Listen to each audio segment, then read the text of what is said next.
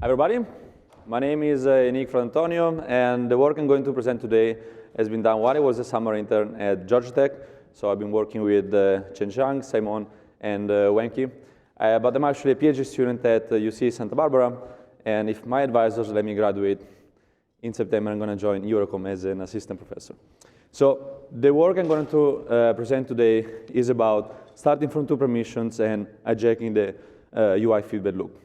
UI feedback loop is something like this, where basically you have the UI shows something to the user, and the user clicks on something through the same UI and reacts to it, and the UI actually updates itself so that the user understands, hey, the UI just reacted to what I did. So it's actually a loop. This paper has two main points. The first one is to show that if an attacker can kind of hijack the input and output channel in a passive and active way, then the attacker can do a lot of bad stuff. And the second point is it's actually possible to do so because of many design vulnerabilities we identified, and these vulnerabilities let us implement a number of new attacks which we called Cloak and Dagger. So we started from two permissions. Let me introduce these two permissions to you. The first one is system alert window. Informally, we call it Dronetop, and basically with this permission, an application can draw arbitrary overlays on top of the screen, arbitrary in terms of shape, the content, transparency, and so forth. And you can create these overlays in two ways, either clickable, so that they're going to get the click and be notified about this, or pass through. So the click goes through and reaches what's on the bottom of it. Okay? This permission is used quite a lot, 10% of top 5,000 applications, including top apps like Facebook, Skype, Uber, and so forth. The second permission is what we call accessibility service. An app can say, hey, I want to be an accessibility service, and this service is basically a mechanism so that application can help users with disabilities. And it's actually quite powerful. For example, if there is some UI thing that changes, it's going to get notified, and if the user clicks on a button, it's going to get notified. Or it can also be active and inject UI events such as clicks. There are also a number of apps using this system. For example, LastPass is using accessibility service to automatically fill your passwords in. Now, this service is very powerful, but there is kind of a boundary, right? And it shouldn't be able to access sensitive information, for example, password fields. And if you check the documentation, you will see a warning like this, where since privacy could be compromised, any event fired in response to password manipulation, they're not going to contain the password. So if you call, for example, getText method on a password widget, you're going to get the empty string. Okay?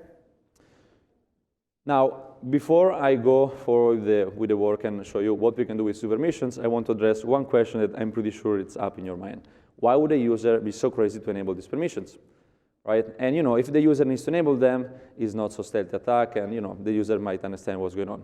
Well, we found out that there is actually a way to get these two permissions without the user understanding what's going on.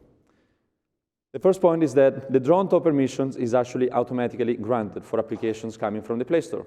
And that was quite a surprise for us, but it turns out that it's not a bug, it's actually a Google decision because of many applications are using this, and now in the past it was automatically granted, and now changing this behavior will create a lot of backward compatibility issues. The second point is that we have a new attack based on clickjacking, so that from the Dronetop permission, we can actually get the accessibility service without having the user understanding what's going on. So it's actually reasonable to get these two permissions. To make it worse, the list of permissions is never shown to the user. Specifically for newer Android, we're moving to a runtime granted permission where you will see pop-ups, but the Dronetop is already granted.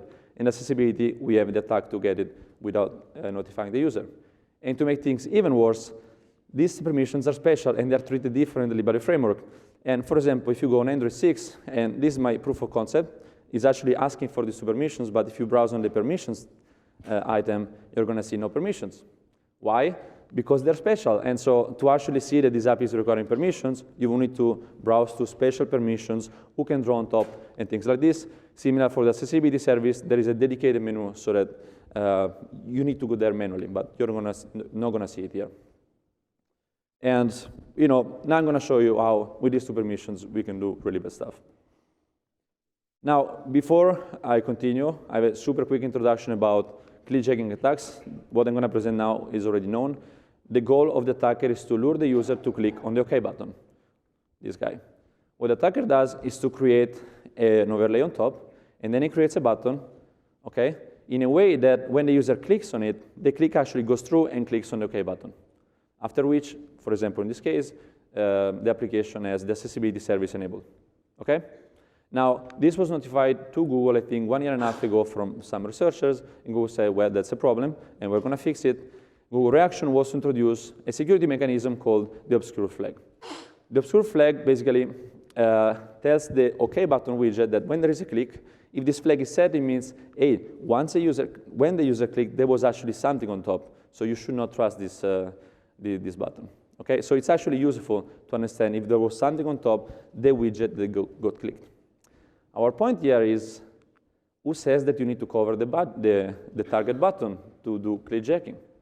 Think about this. We want the user to click the OK button. How about we cover everything else but the OK button?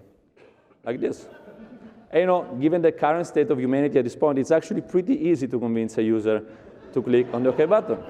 The user is actually going to click it. So from a conceptual point of view, the design issue here is that there is no context information for the application to understand, did the user have enough information to authorize this, this operation? And that's the OK button for the accessibility service. So it's one of the most dangerous OK button, and that's the best protection mechanism up there as of now. So I believe the obscure flag, but the mechanism is conceptually broken, and you know, the framework should be sure that the entire UI maybe was free of overlays. Otherwise, there can be confusion. And the other problem is that we have a new technique, we call it context-aware clickjacking, and we show that we can have multi-step clickjacking attack where we can actually lure the user to enable a CBD service. We just need to eject 3 clicks. These 3 clicks do not need to be consecutive, very near in time. There is no guessing involved. There is no timing thing that you need to figure out. It just works in a deterministic way. Now, before I go to what you can do with a CBD service, I want to step back and say, okay, let's talk about this obscure flag mechanism, because we found out that not only is not useful, but it actually can be abused to do even worse things. Now, we have a new attack. We call it invisible grid attack. And with this attack, we can record all the keystrokes by only having the Dronetop permission. So there is no clickjacking. There is nothing like this. Okay? And it works by using the obscure flag as a side channel. The attack works in this way. Imagine this is the phone laid down. The attacker can create a number of overlays, like organize one over each other. And these overlays are invisible, and the clicks pass through. So according to the user, nothing is actually on the screen.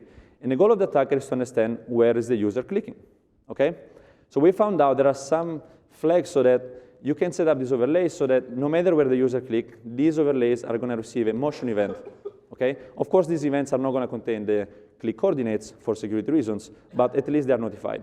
What we found is that these motion events actually contain the obscure flag. And so the trick is the following. If you click on number 1, well, number 1 impact point is actually low, so everything is saying, I'm not obscure. However, if you click on number 2, the impact point is actually higher than number 1, and number 1 is saying, I'm obscured. So the attacker can actually collect the patterns of obscure bits, and he can actually understand where the user clicks based on these obscure bits, if they're set or not.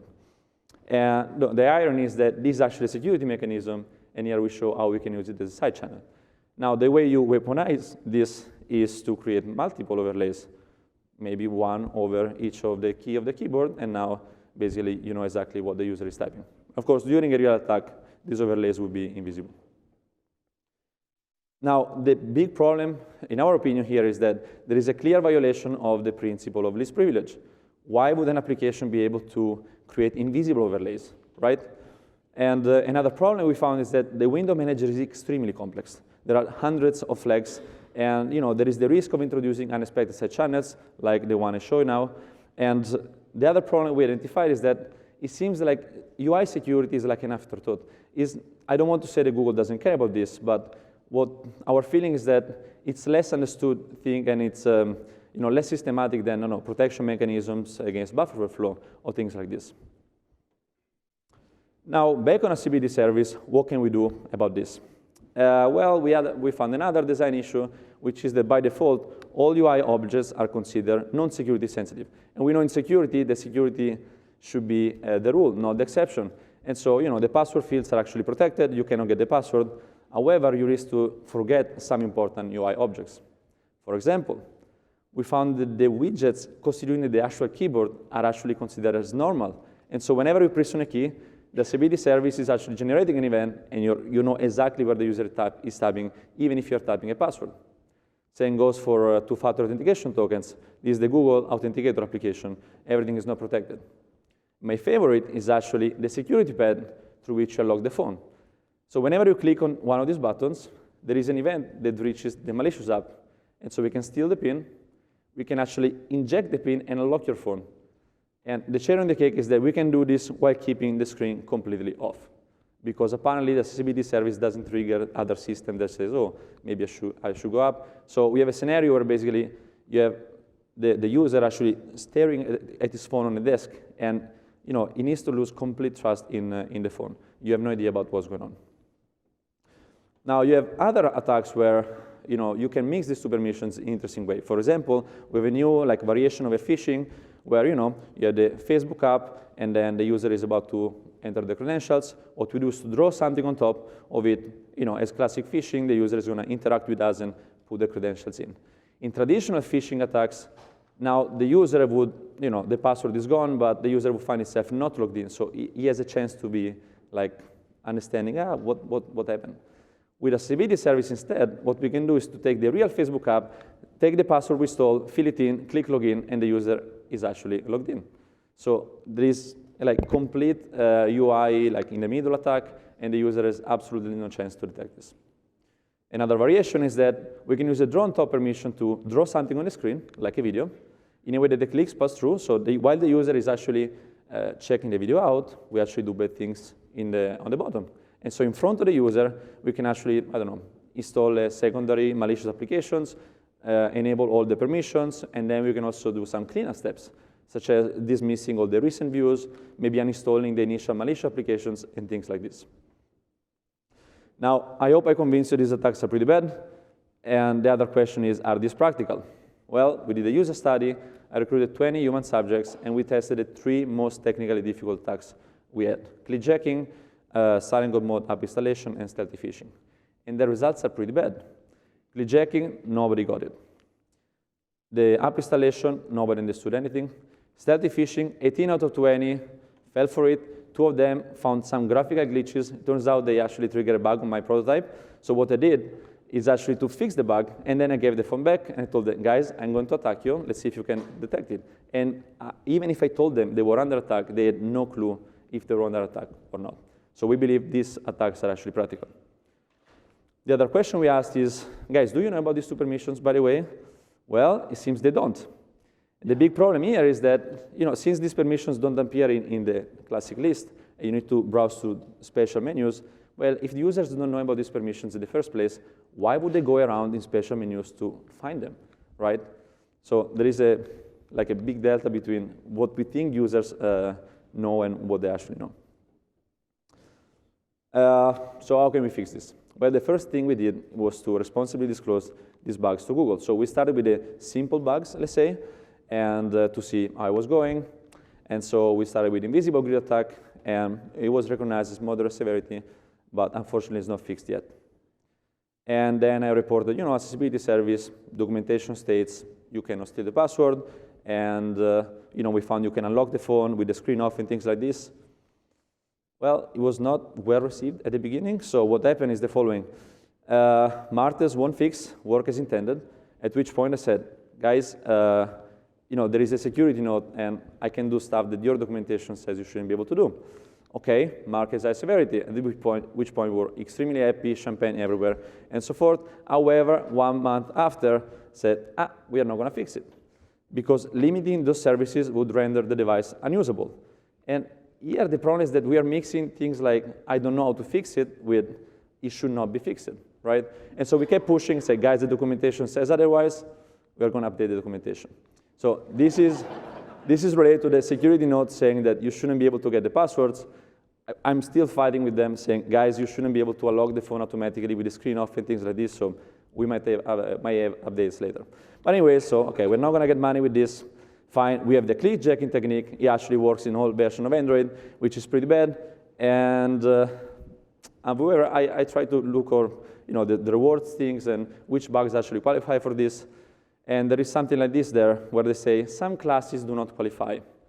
And guess what? tab jacking, which is like click jacking, and URL redressing do not qualify for this, which made me really, really sad. Because, come on, guys, I'm a PhD student, extremely poor. I'm going to be a professor in France. So economic-wise, my situation is not going to improve. I'm relying on this money. But, you know, now, kidding apart, my point is that it's quite tricky to communicate these things through bug issues because it seems that these UI bugs are not perceived as like top-tier bugs. And we hope that this work is going to change the perception about this. So what we did for the, says Smiley. What we did for the next ones, we had this opportunity to share the paper with Adrian Ludwig, who is the head of Android security. So best of our understanding is that this paper has been read and considered seriously by the team. Unfortunately, we have currently no news about what's going on with the fixes and so forth. And all the attacks I just presented, and also the other ones I have in the paper, are actually still working. Latest version of Android, even with the latest security patches. Now, we also have a number of short-term recommendations for Google. The Dronetop permission really should not be automatically granted. And you know, now I show you a way how to abuse it. There was, I think, a report a couple of weeks ago showing how this permission is the same permission used by ransomware. And as of now, it's weird when you know, it's so much powerful permission is actually automatically granted. And the other point I have is that maybe applications requiring both permissions should be vetted in a specific way.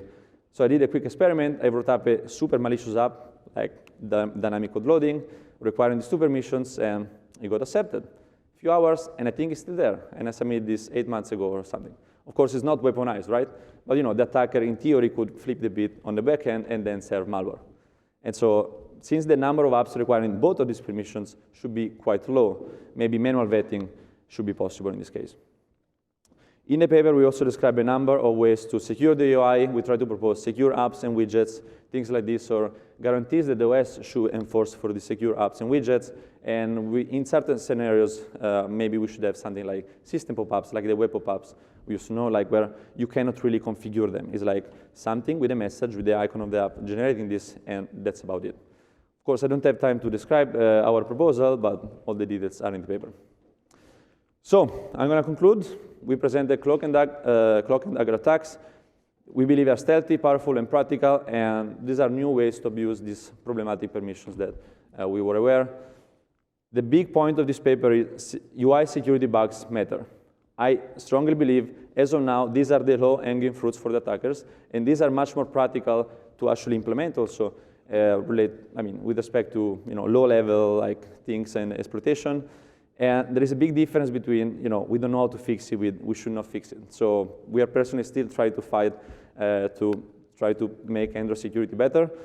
We put up more information on a website.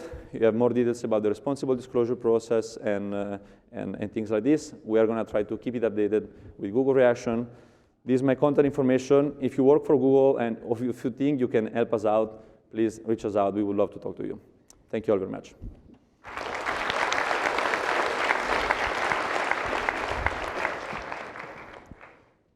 We have time for maybe 2 questions. Isaac Sheff, Cornell. I think this is really great work, and it's an example that as long as you can slide something between the application and the user, no matter how good your security system is under the hood, there can still be problems. Do you think it would be more acceptable to the powers that be to limit the power of applications that draw on top to create simulated clicks and user input than it would be to limit the power of applications that draw on top to create simulated pixels for the user?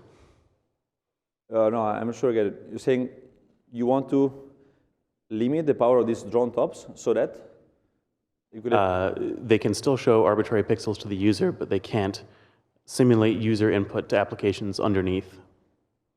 Oh, I see. So basically you're saying, okay, Dronetop, you can draw whatever you want, but you want to avoid that clicks pass through the overlays.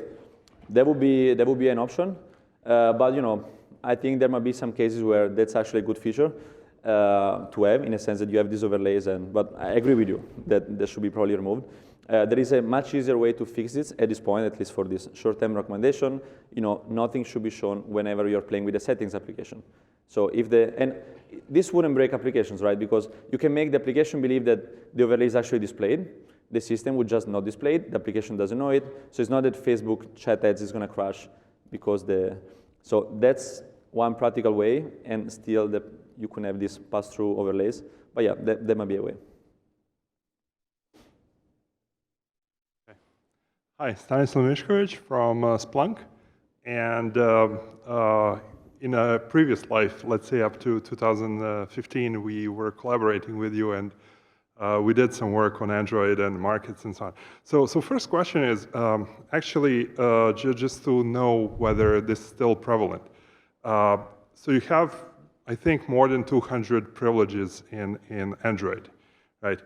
And we figured out that only 40-ish or so are used, but those 40 grant you anything, right? And did you really have to go through the effort to explaining us how this serious when basically all users automatically grant anything? That's a very good point. My personal belief is that yes, we have a user problem in the sense that they are super excited, they want to grant everything. On the other side, that's not a good excuse to not try to fix system security. So I agree with you. As of now, I think it could be very simple, even without these attacks, to get some privileged permissions because the users just give it to you. But on the other side, this problem is something I can fight with Google, and it should be fixed no matter what. Because even a security-savvy person actually would fall for it. Actually, I think half of the human subjects I play with during the experiment were PhD students at Georgia Tech. So these are security people, and they can also fall for it. So that's, but. So in just a short last one, so the implications of them not fixing this, so is this basically Dronetop affecting pop-up notifications? Is it the same privilege? And you know that some applications are anyway running in the background even when you are logged out. So are they concerned with that or something else? So for the Dronetop, I think it's just technical issue in the sense that we abuse a specific functionality of this obscure flag. And honestly, we show that it doesn't matter. Even if he's not there, we still can win. So I think they should just disable this propagation of obscure flag. And so if you just do this, it's not going to affect any existing application. So unfortunately, we asked for update. We didn't get any. So we know it's considered as a bug, and they're going to fix it. But I don't have more information on this. Thank you. Okay, thanks a lot. Thank you.